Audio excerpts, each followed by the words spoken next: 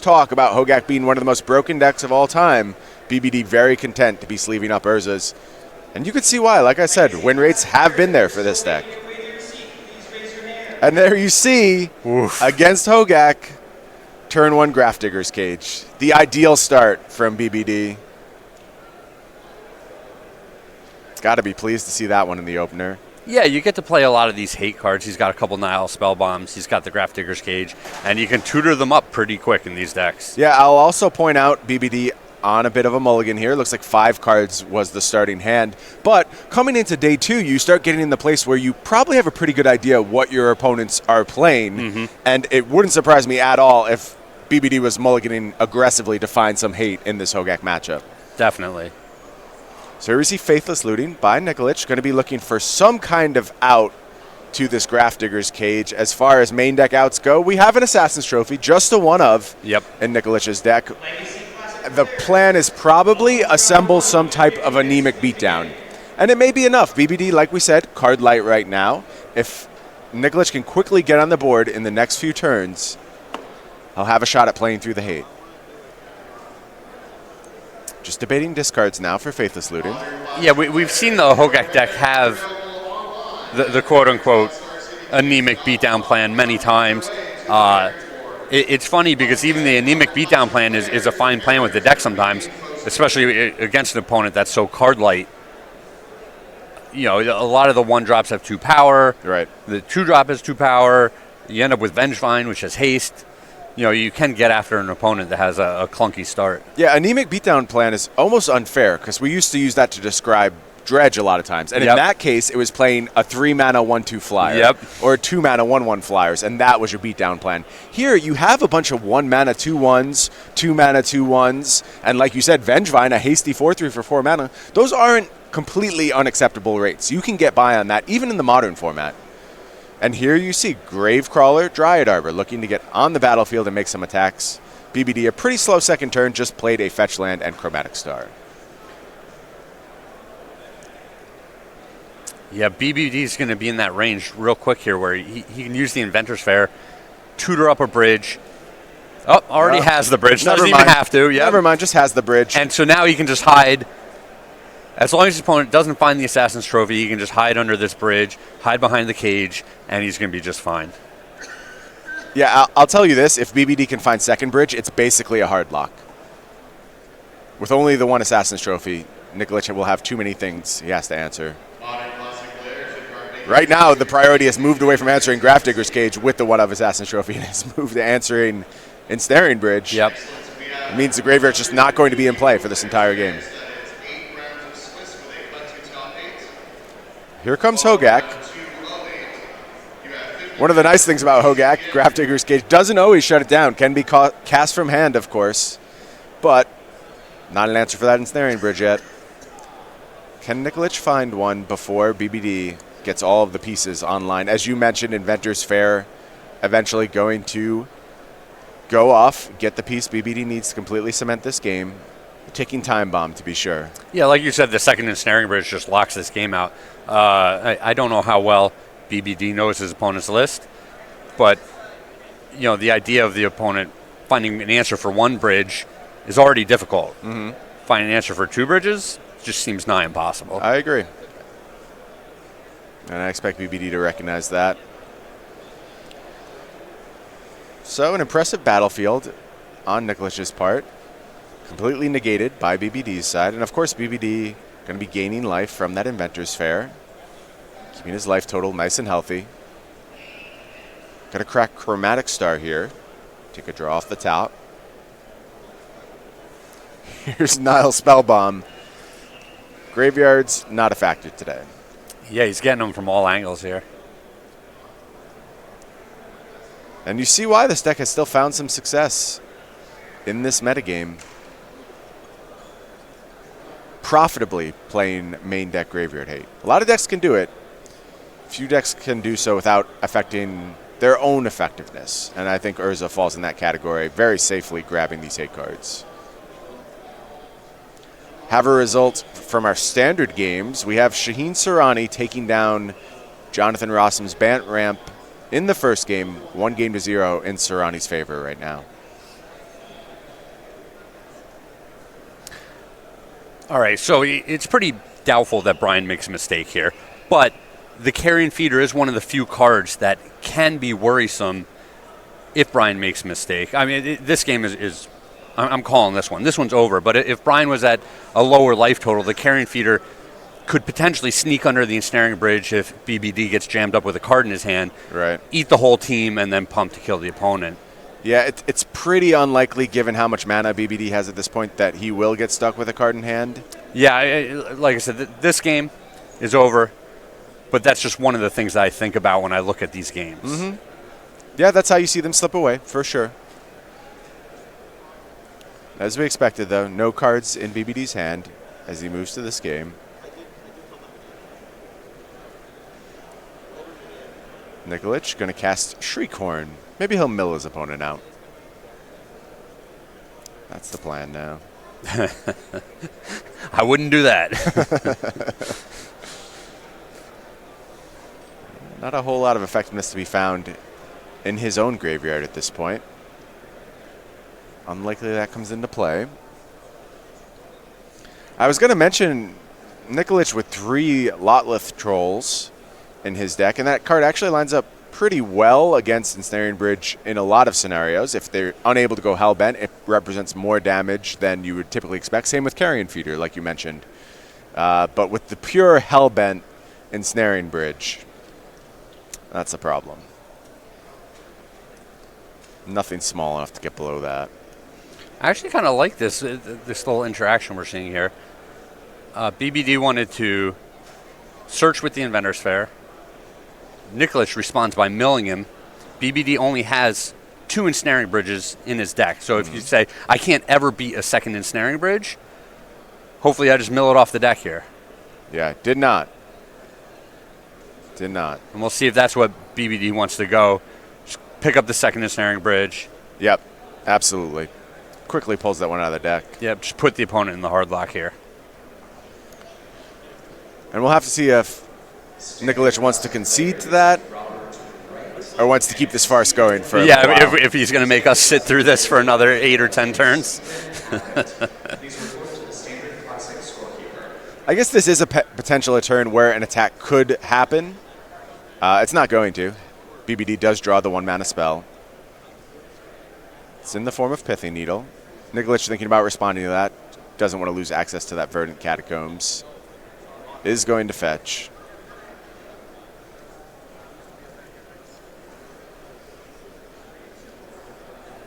We'll get word exactly what that Pithing Needle is naming.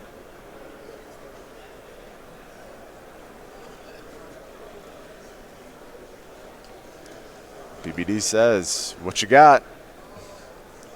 And it's just going to be not much.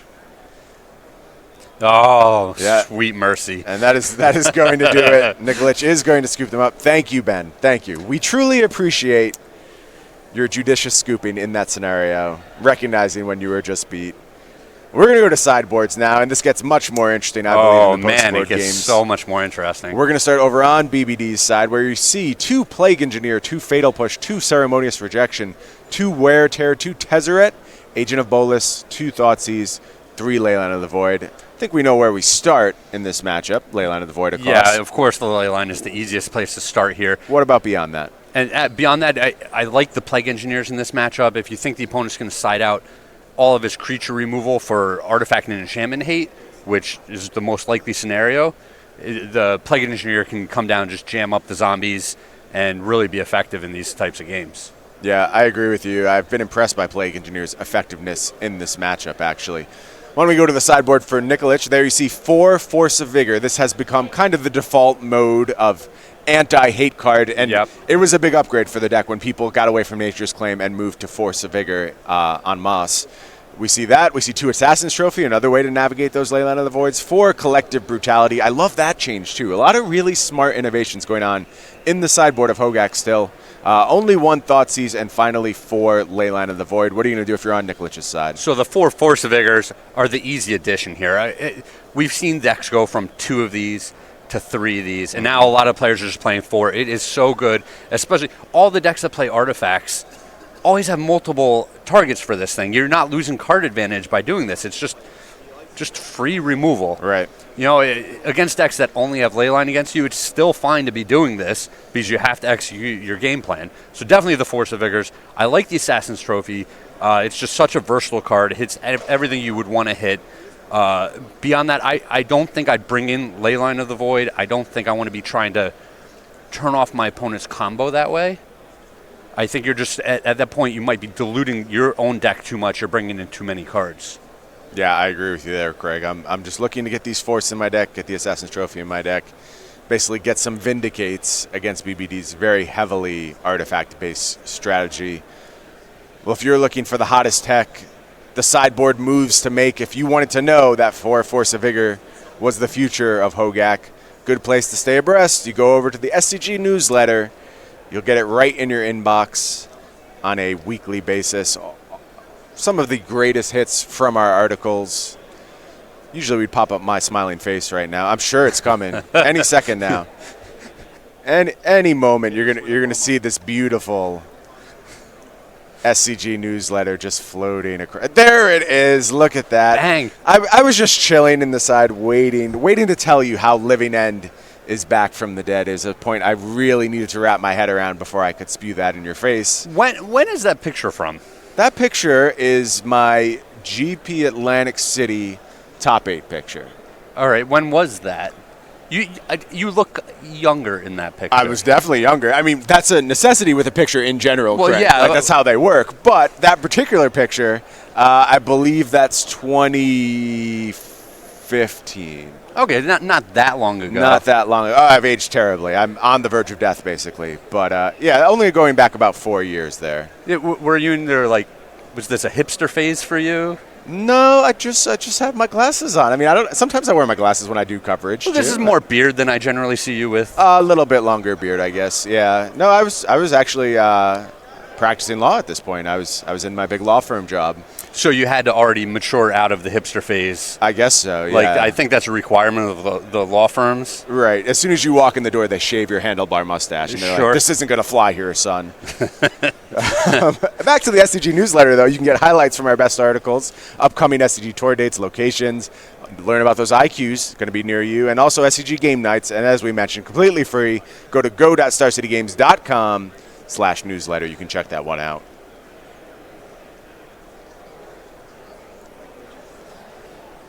Nikolich on a mulligan here, going to 6. Not uncommon, especially post-board. Your deck gets a little bit diluted, fewer engine cards. Well, and you're looking for some very specific answers. Absolutely. But as long as he has access to his graveyard, being on 6 cards, being on 5 cards, it's often not that detrimental because, you've mulliganed to the correct cards that you need in the matchup. Yeah. Oh, absolutely. This is a deck that almost doesn't care about cards in hand because it leverages its graveyard so effectively. Mm-hmm. As long as it's turned on, as long as there's not Leyline of the Void sitting across from you, and you get to do your thing, you're going to find a lot of creatures, you're going to play them for free, you're going to do broken things. Yeah, this is just tough because the Urza deck in particular has so many cards that you need to answer. Mm-hmm. There's just so many things that are potentially problematic. We saw the Nile Spellbomb in game 1. We saw, the bridge. We saw the Grafdigger's Cage. Now we know that there's ley lines coming in. Mm-hmm. There's just so much that you potentially need to deal with. You have to be ready for all of these cards, and you have to put a clock on your opponent. Yeah, to say nothing of the Urza's deck's own potential for proactivity. They have an infinite combo that can come online very early in the game. Yep, they can just turn 3 you. Yep. Urza deck is impressive. It's got a lot of flexibility. It plays a lot of different game modes very well. It's the best of the prison decks, faster combo, control. It's got it all mashed in there really, really nicely at this point.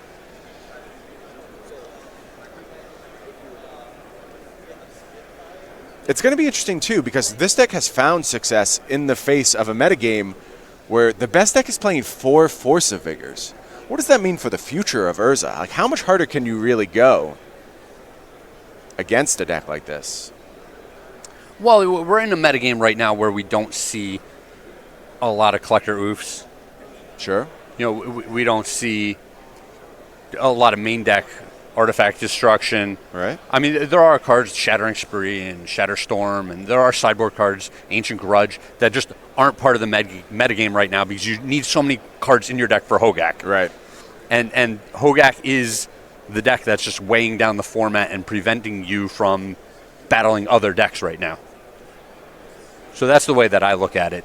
There's plenty of things that could be problematic for these artifact-based strategies, but Hogak is the big boogeyman right now. Well, that makes sense.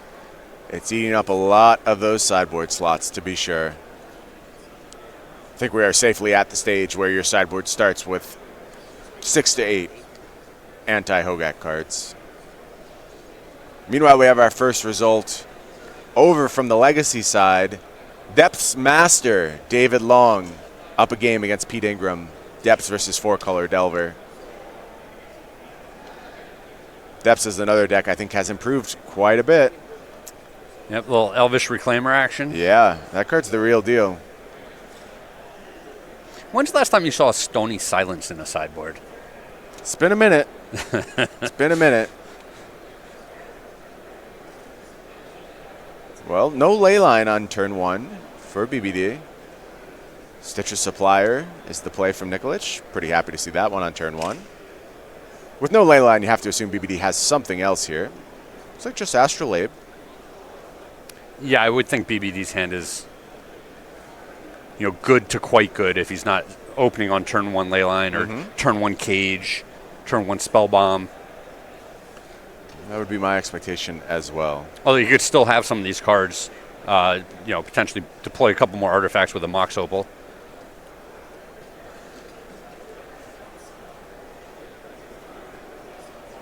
Looks like no, and it looks like there's going to be another Stitcher Supplier. There's the Hogak. And this is the start right here. Yeah, nice little start from Nikolich. Also found a Bloodghast on that mill. That may be coming back. We'll see if he's got the land here.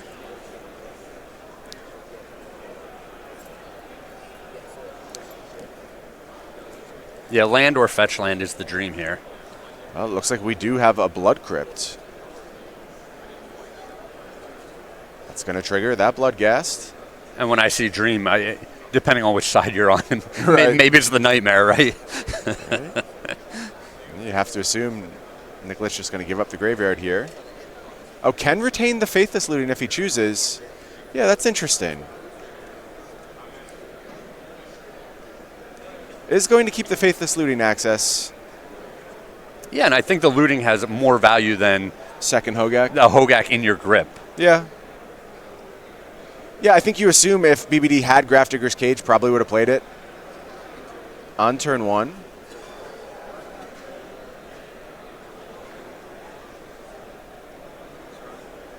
So I think I like that approach by Nikolich. We do have our first result. Shaheen Soorani takes down Jonathan Rosum, Esper Hero, over Bant Ramp. Here's a Thopter Foundry from BBD. Maybe a more combo-heavy draw this time.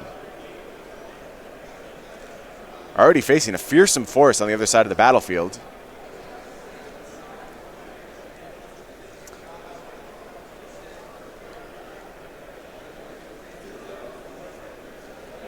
And I love this. The bubble myself, figure out if I want this card, have the fetch land to shuffle it away. Yep, just smart sequencing. Just a little extra value.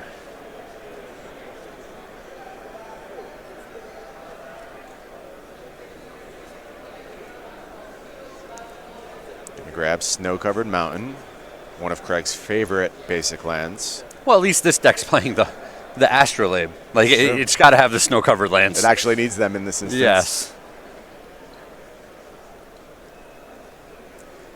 It's hard to complain about snow-covered lands when the person's casting snow permanents. Oh, I can complain about anything, Craig. Don't test me. I'll find a way.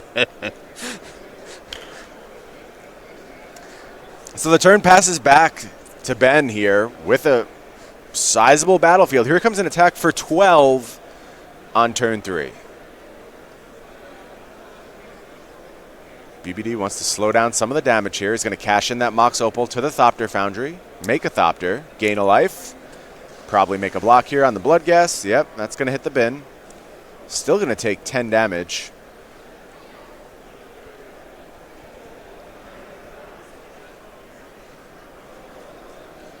Nikolich, though, with another land.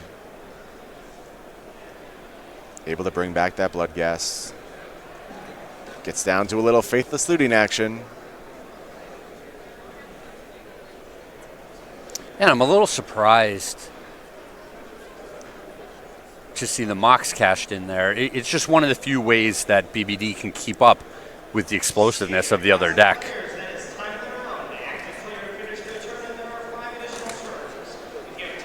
Yeah, I wonder if it was a desperation play.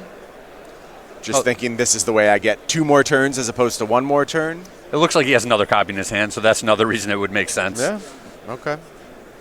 That explains it.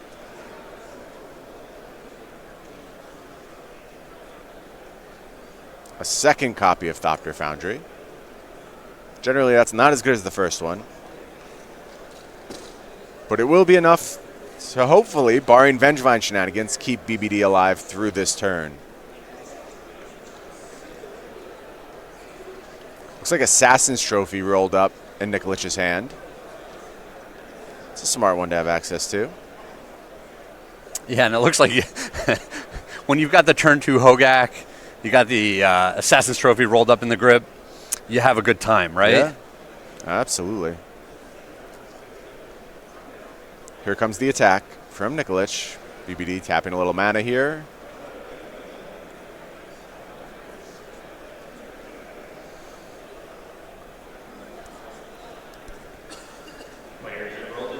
So we're cashing in the Astrolabe for a Thopter. BBD up to 11. Can now block that Bloodghast, stay alive. Yeah, but he's not really getting ahead in any of these scenarios, right? Certainly not. Just losing permanence each turn, losing a whole bunch of life each turn.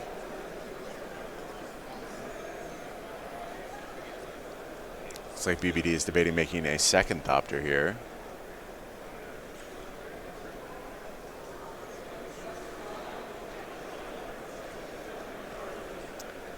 You know, he's going to be at such a low life total. Even if he deploys an Ensnaring Bridge, he's got a couple cards left in his grip. The creatures left on the board are going to be able to slip underneath of it. Right. And, you know, we're getting close to the point where he has no outs. Yeah, I bet that's influencing this decision to make a second Thopter quite a bit here. Cleaning up one of those Stitcher suppliers could matter should Ensnaring Bridge be drawn. Sure. No, only 1 block being made, though.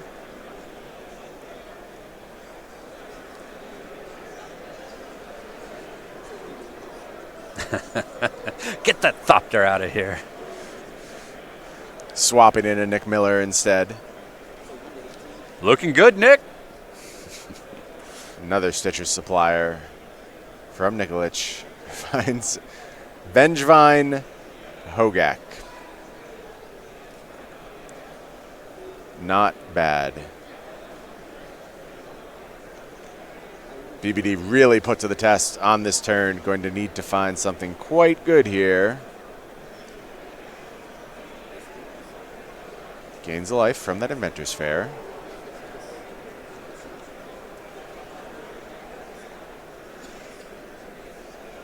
Can he find a way to stay alive? All right, Brian, if you're fixing Modern, what gets the axe? How much?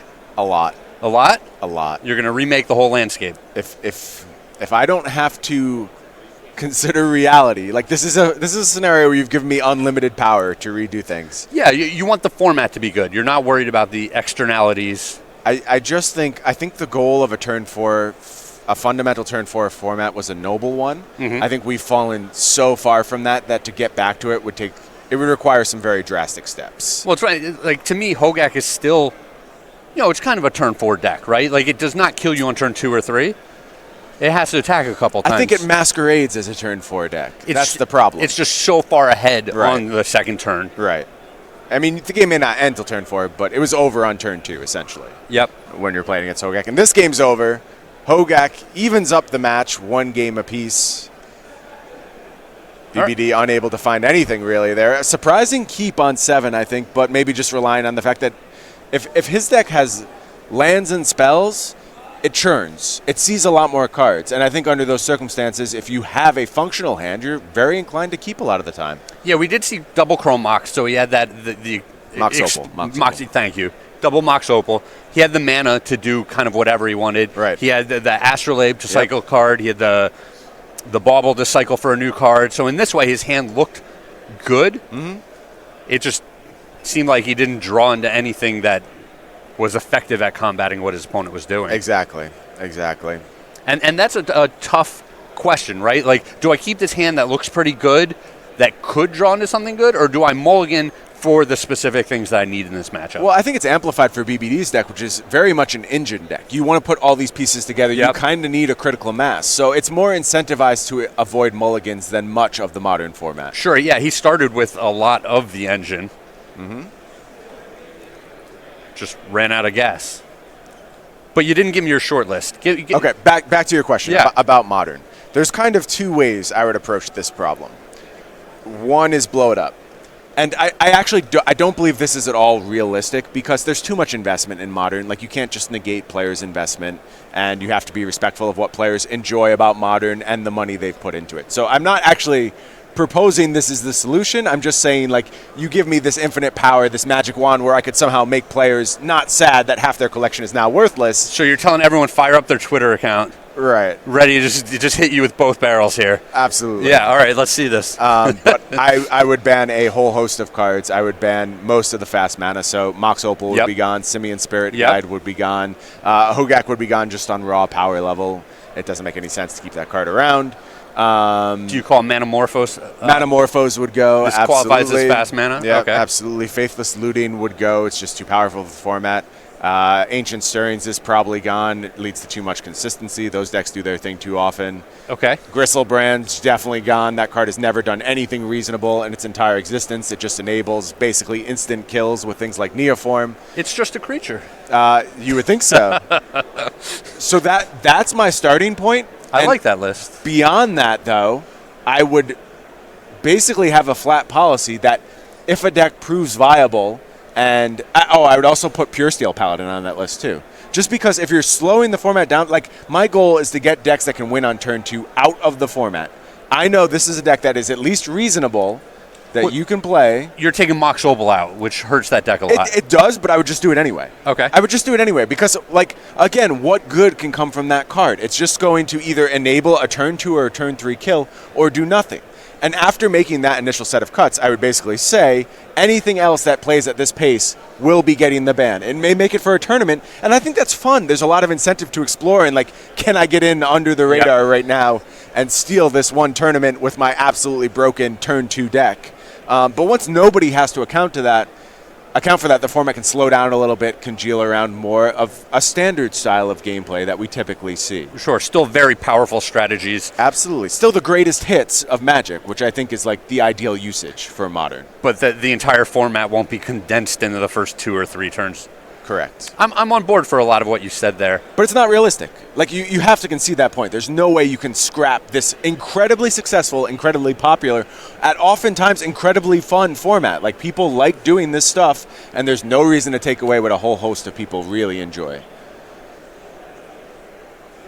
Craig disagrees. He's like, I want to ruin everyone's fun. I'm thinking about this. You and I are in this unique position, right? We're kind of privileged in that we have access, both just that we are in good financial situations. We can buy the cards that we need. And we're ancient. And also we have just a good network of people around us where we can have access to cards that way. Right, and I've bought all of these cards at some point. Like, I just have everything, right? So, like, I've been around long enough that my collection basically manages itself, and more comes into it all the time. And I'm going to have however Modern changes, I'm going to be prepared for it. Yeah, and if you lose some of the value in your collection, I'll get over it. You're all about playing competitive Magic, right? And so that you're prepared to shift decks, transition, swap in and out, and some change in finances is not just going to ruin you. Absolutely. All right, well, let's get back to the game. Yeah. We'll talk more about Modern ban philosophies as we go through, but both players opening on Leyline of the Void here. And Craig, when you made your assessment of sideboards, I agreed with you. I didn't think Nikolich should bring in the Leyline of the Void. Sees it differently, though. Does bring it in here, trying to slow down the combo from BBD. Yeah, I mean, maybe this is a play-draw consideration where he's like, I've got the extra card in my hand on the draw, so I can, use that extra resource to shut off what my opponent's doing. Also, BBD is on the play, so he's more likely to be able to combo out in time. Right. So those both might be considerations. They're not what I would be thinking in the matchup. I'd still want to be as aggressive as possible. And this card, it does not answer many of the problematic cards in the opponent's deck. No, it doesn't stop a cage. It doesn't stop an opposing ley line. It doesn't stop, the ensnaring bridge, and it doesn't pressure the opponent. And these are the only things that I'm worried about in this matchup. Yeah, I think the vast majority of BBD's game plans are unaffected by Leyline of the Void. The combo kill can almost be incidental at times. And honestly, how often do you see the Thopter Sword combo as the defining feature of the Urza matchups we watch? I'm not saying it never happens, but I would say it's in the minority of games. Well, especially in this matchup. Right. Where it's just all about BBD taking complete control of the game. Mm-hmm. Yeah, look at these circumstances now. Under these circumstances, were nothing to change, were these Ley Lines of the Void to remain on the battlefield for the rest of the game, Thopter Foundry is still a fine card here. You really don't hate it at all. All the artifacts that cycle can still be cashed in for Thopters. Absolutely. But, as we see, circumstances are about to change. Man, Force of Vigor is such a good card. It is. And here it's going to take out Leyline of the Void as well as Thopter Foundry. Pretty huge play from Nikolich. We do have a result in our legacy match. David Long takes down Pete Ingram 2-0, and that means this is the deciding game 3 for this entire match. So the force cards, in order to play them for free, it has to be the opponent's turn, which is supposed to kind of be a downside, right? Oh, it's not for Force of Vigor. Force of Vigor, it's like you always want to do this. Yeah. Like you have no problem doing it on the opponent's turn. Yeah, I mean, in a lot of cases you want to. Think about Inkmoth Nexus. It would be a worse card if you could do it on your turn. Oh, jeez. Found a few nice ones in the graveyard there. It's the GAC. The GAC is back. 8/8 on the battlefield. And you see why Force of Vigor is such an explosive card. Yeah, did we just play turn 2 Hogak through a Leyline of the Void? Did. It's just absurd. That is why we won't be playing many Hogaks in the future. Under any format, my theoretical format, this real format. Not long for this world is that card. Turn 2 8/8. Through Leyline of the Void, no problem. Yeah, ain't no thing. And it's crazy, too, because Nikolich is ostensibly down a card from playing the Leyline of the Void. Like, that's been a complete blank thus far this game. And, we can debate the merits of it beside that point. But regardless, whether it's good or not, it's a card. And it's a card Nikolich no longer has access to. Oof. Lost a card from the Force of Vigor as well. Just doesn't matter. Doesn't matter one bit. Icar Wellspring, not super impressive in the face of Hogak and friends. Yeah, that's an understatement. That is not the type of turn that BBD wanted there.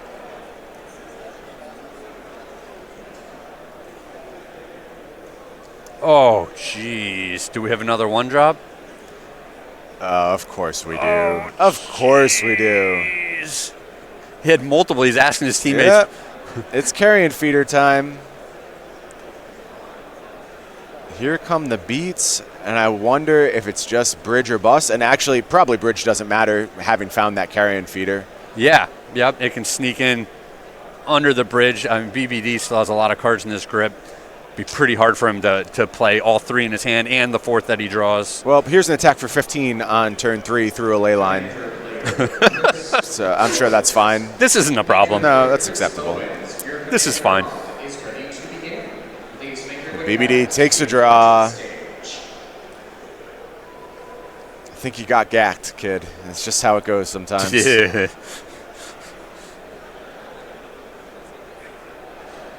You're signing up to play Modern right now. You're consenting to this. I was about to say, be ready for this. If you're not playing this, you can't complain when it happens to you, right? Yeah, we know at this point. Yep. We know.